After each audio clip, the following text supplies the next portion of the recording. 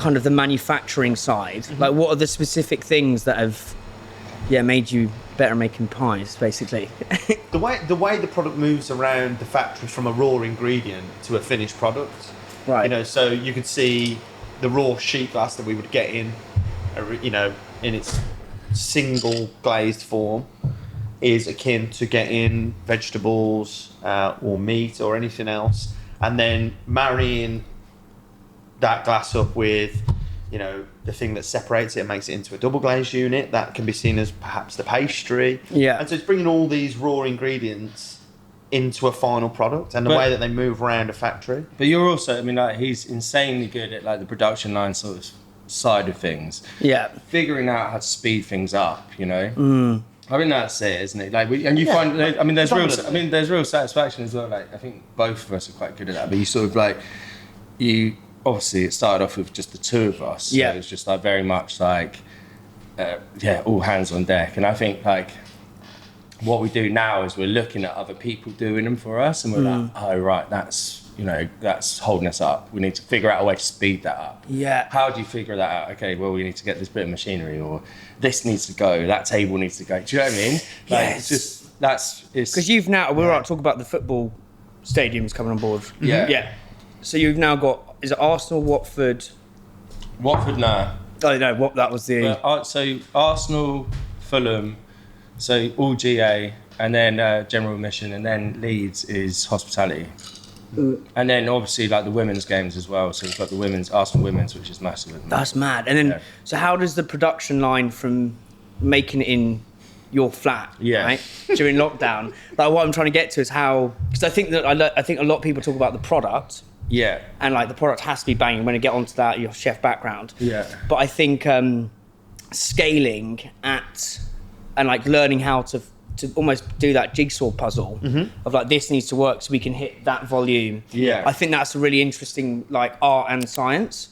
So how has it sort of changed? Like what have been the main things that have changed in the production line? Because I think sometimes it can literally just be placing like, instead the packer goes, you move two packers around and it's like, fuck me, like you get an extra 20 out an hour. Like what does that look like for you? Well, I mean, predominantly it is equipment. You know, when I first jumped on in September 2020 with Will, we were using, you know, big stock pots that were perhaps 50 litre capacity. We've now got brat pans that you can, I don't know if the viewers will be able to, but you can see behind you brat pans that have 100 litre capacity. We've got a deck oven that can cook roughly around 270 of our small pies in one go. Previously, we were working on something that could do 120. Yeah. And then the next level up is 250 litre capacity cooking kettles. The ovens are, you roll your racking trolley in, it spins it as it cooks it to get an even cook, and it rolls out the other side.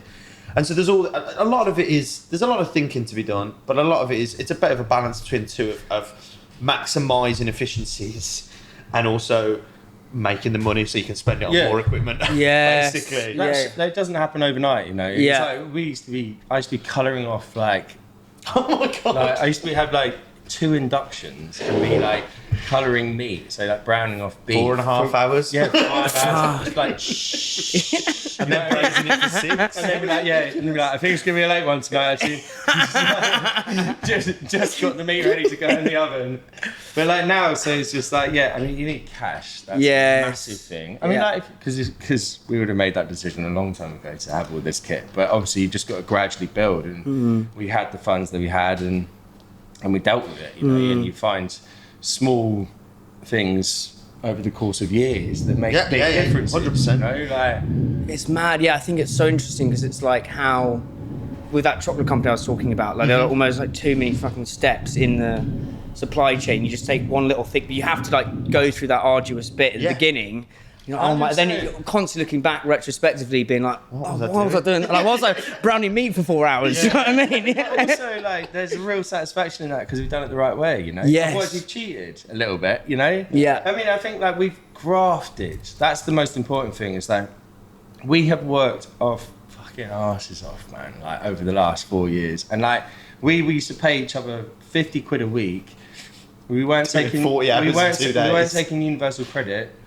and we were doing what we could with the equipment and the facilities that we had, and we've worked to get here, and so now we're in a position where it's like, sweet. Yeah. 9 to 5, son. Well, it's coming. Yeah, it's coming. Go too much. That's jokes.